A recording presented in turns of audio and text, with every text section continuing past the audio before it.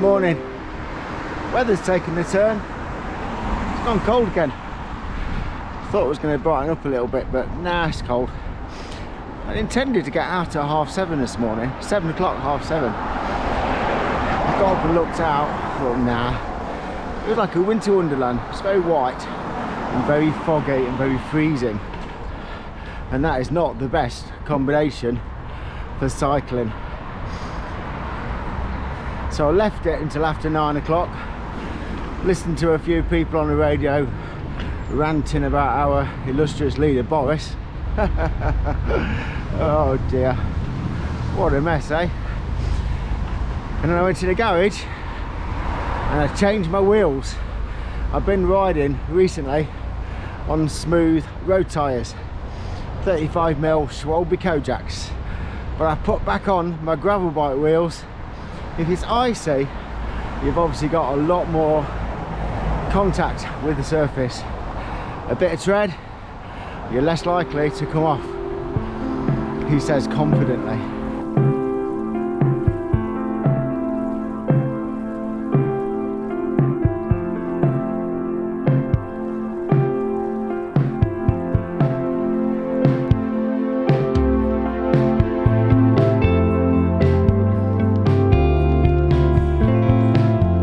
So as you can see, still quite frozen down here. The mud on the canal towpath is frozen, which is good because it don't splash up on your bike then, does it?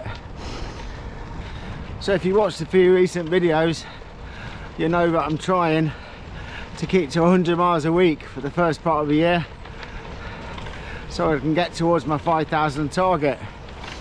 And I do need to be riding my bike a lot to get fitter, considerably fitter for the challenge that I've got this year. Today I'd intended to do 50 or maybe 60 miles, but I don't think I will be doing. I may run out of time today. Obviously if you go the distance, the road makes sense, and I don't really want to spend a lot of time on icy roads this morning if I can avoid it, which I can by going along a very pleasant canal towpath.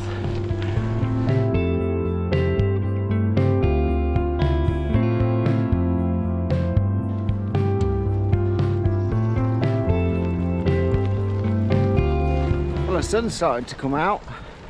Could be quite a nice morning in the sun. Cold, but could be nice.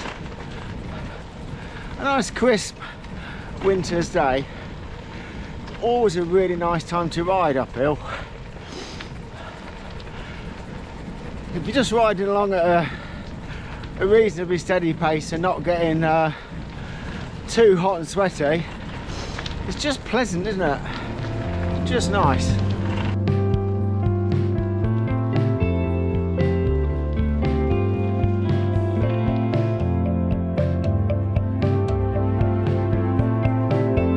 I think that a bit of sun coming out is soon going to clear this frost.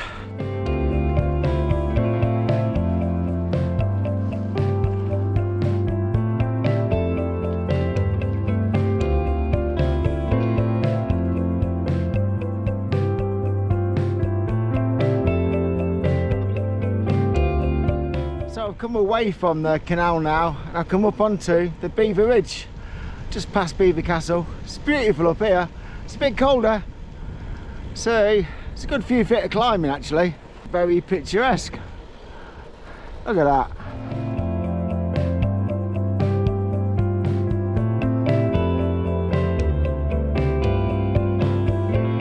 But it is very icy up here. It's definitely a tad icy under wheel. Had a little bit of a slip just to back a bit. Stayed on though, didn't fall off. If I do fall off, I'll try and do it for the camera, but you know.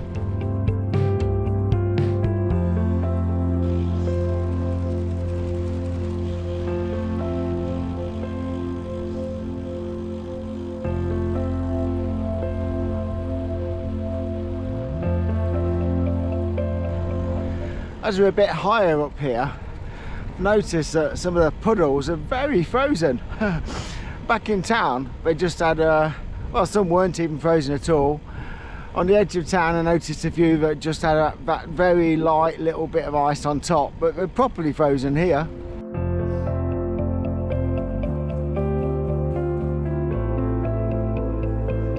Well, it's definitely turning into a very crisp, wintry ride.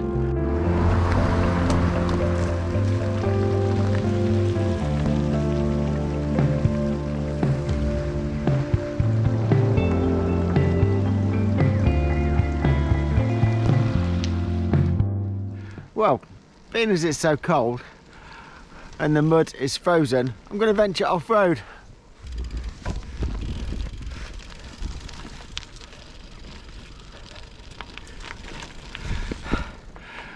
I brought oh, it's a bit rough down here.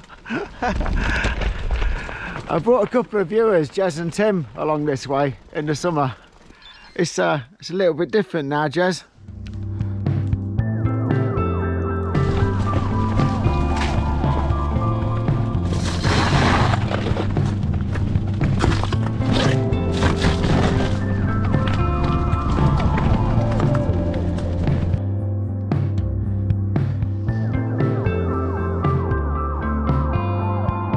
So as you can see, it's still nice and wintry. We're what time are we?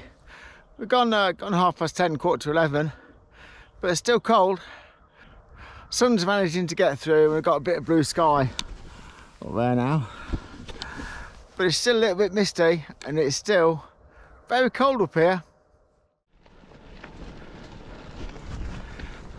So just coming to the end of this off-road section now, going back onto the road, back onto the Beaver Ridge.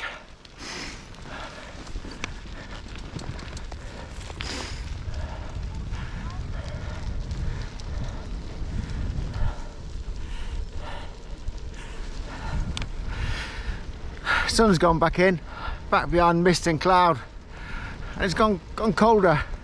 It was starting to warm up, but nah, not anymore. I was tempted to stay off road, but I'm not gonna stay on the road. I was tempted to go down there, but nah, not gonna.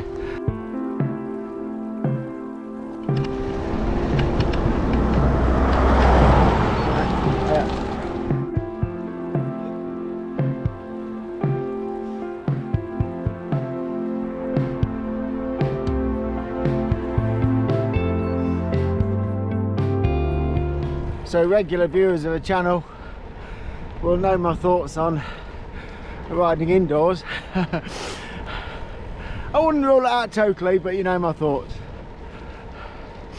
One day maybe, who knows.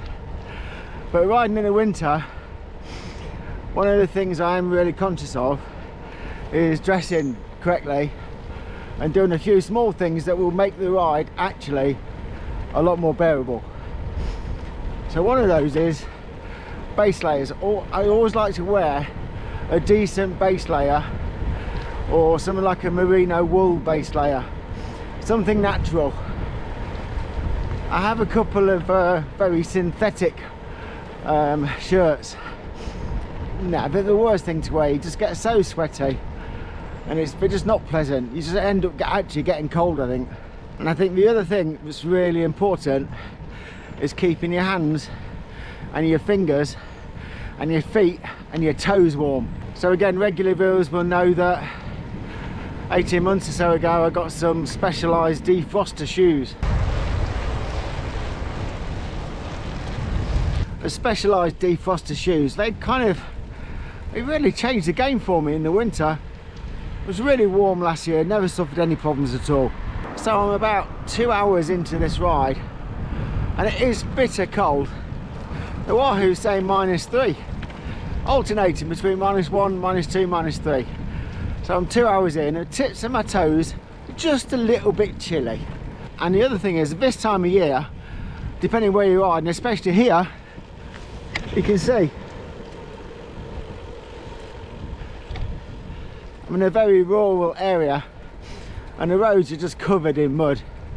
So these kind of shoes as well in the winter, you get in, just hose them off, just rinse them off. Easy to keep clean. The last part of keeping hands and fingers warm, and I must admit, these gloves were sent to me, as you know if you're a regular viewer, so disclaimer there, but in all truthfulness, they're bloody good. So these Rahin winter gloves, they really come into their own in this kind of weather. So my feet, sorry, my feet, I've got my feet in my gloves, so my hands are still really not, they're warm, but I'm not sweating, you know. Sometimes thick winter gloves just make your hands sweat, but yeah, my fingers are warm, so I'm all good. These gloves, the last few weeks, have really got some hammer. I've worn them a lot. I'd like to say they're really paying for themselves. They didn't cost me anything. We've still got a good few weeks and months of winter yet, I think. So there is a link below, and I do believe they're still available on Amazon. But in all seriousness, they're definitely worth the 29 quid or whatever that they are. I think as a full-on winter glove, they're definitely the best that I've had, and I've had quite a few over the years. I've had some really full-on sealskins ones, quite expensive, didn't last very long at all, not very good. I've had cheap Aldi ones, they're definitely the best of the bunch before these. I think they were like 7 quid. They've lasted pretty well, but they did lose their waterproof very quickly. But overall, we are definitely pleased with them.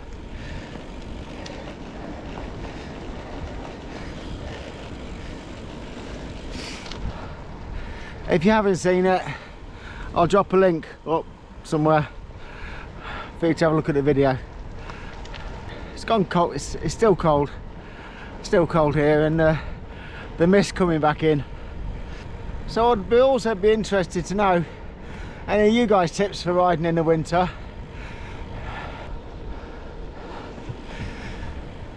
So I'm about 30 miles in now, so I think it could be coffee time.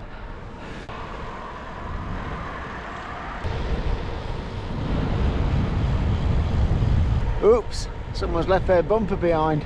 So I'm just dropping down now off the Beaver Ridge, so dropping down a little bit, and it's a little bit warmer. Not a lot warmer, but it's a little bit warmer.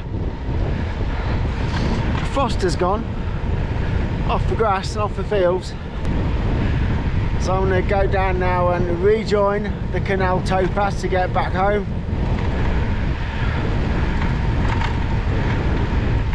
Ready in time for lunch, which I'm quite ready for. I've had nothing to eat. So as always, thanks for watching. See you again in a few days' time. Bye for now. Don't forget to click the bell icon. Really appreciate it. Cheers.